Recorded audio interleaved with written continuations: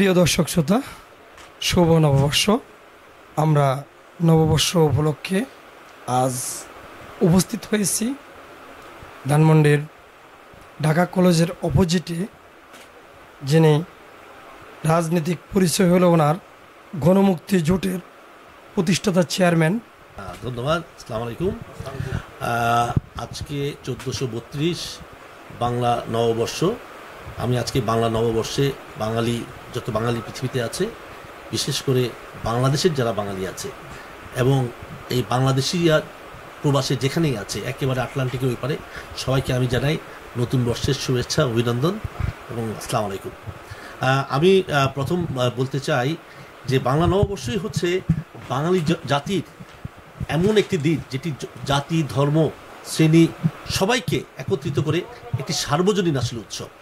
আমরা বাঙালি জাতিরা অনেক সময় ভুলবশত দেখা যায় যে পূজা পার্বণকে কেন্দ্র করে, অথবা আমাদের যদি আমরা মনে করি আমাদের রোজা, ঈদ, এটাকে কেন্দ্র করে আমরা যদি বলি ধর্ম যার যার উৎসব সবার, সেটা কিন্তু ওখানে আসলে ওটা হয় না।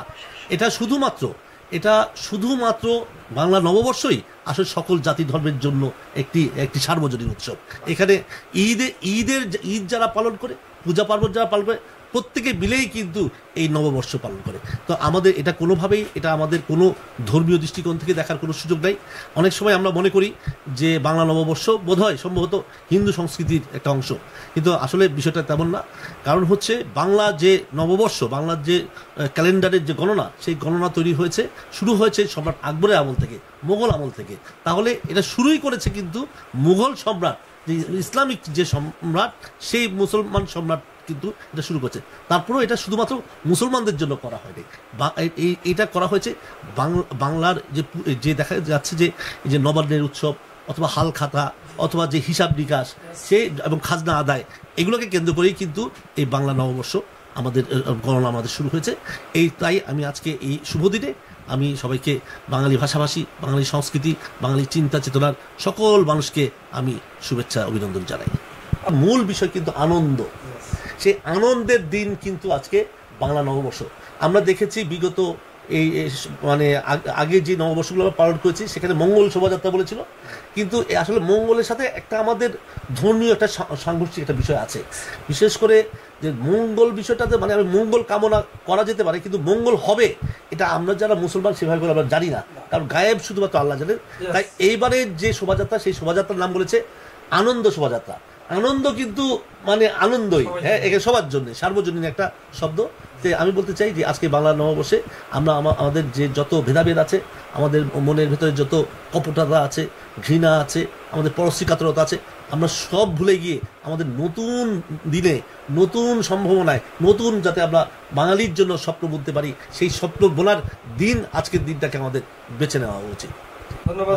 এগুলো দলের সমন্বয়, এটা একটা জোট, এটা একটা দল না। এখানে অনেক নিবন্ধিত রাজনৈতিক দল আছে, অনিবন্ধিত রাজনৈতিক দল আছে, অনেক সাংস্কৃতিক সংগঠনও আছে এবং পেশাজীবী সংগঠন আছে। পাশাপাশি এমনি এক ব্যক্তি বিশেষও এই গণমুক্তি জোটে আছে। গণমুক্তি জোট শুধুমাত্র একটা রাজনৈতিক দলগুলো নিয়ে হয়নি। তো সেখানে এবং আমাদের বাংলাদেশের বিভিন্ন জেলা উপজেলাতে আমাদের সংগঠনটা আছে। এখন আপনি যদি কম্পেয়ার করে দেখেন যে বাংলাদেশের বৃহৎ রাজনৈতিক দলগুলোর সাথে, তাহলে আমাদের সেইভাবে তো তুলনা করলে চলবে না। আমরা মূলত আমাদের পরিসরে, আমাদের যতটুকু আমাদের শক্তি আছে, সামর্থ্য আছে, আমাদের বিশেষ করে তাত্ত্বিকতা, বাংলাদেশের তাত্ত্বিক রাজনীতি কী হওয়া উচিত, সেইভাবে আমরা কিন্তু চিন্তা করি। সেখান থেকে আমরা আমাদের যদি দেখি যে 24-এর যে গণঅভ্যুত্থান, এই 24-এর গণঅভ্যুত্থানে আমাদের গণমুক্তি জোটের আমাদের সদস্যরা আমাদের সরাসরি জড়িত ছিল। আমাদের গণমুক্তি জোটের অনেক সদস্য কিন্তু গুলিও খেয়েছে, মাথা ফেটেছে, অ্যারেস্ট হয়েছে। আমি নিজে জীবনে 23 সালে আমি অ্যারেস্ট হয়েছি, হ্যাঁ, এবং আমার বিরুদ্ধে মিথ্যা মামলা দেওয়া হয়েছে। তো মোটামুটি আমরা বাংলাদেশে আমাদের কাজ করে যাচ্ছি। গণমুক্তি জোট শুধু যে ক্ষমতায় যাওয়ার রাজনীতি বলবো না, যে বাংলাদেশ যাতে একটা সঠিক জায়গায় যায়।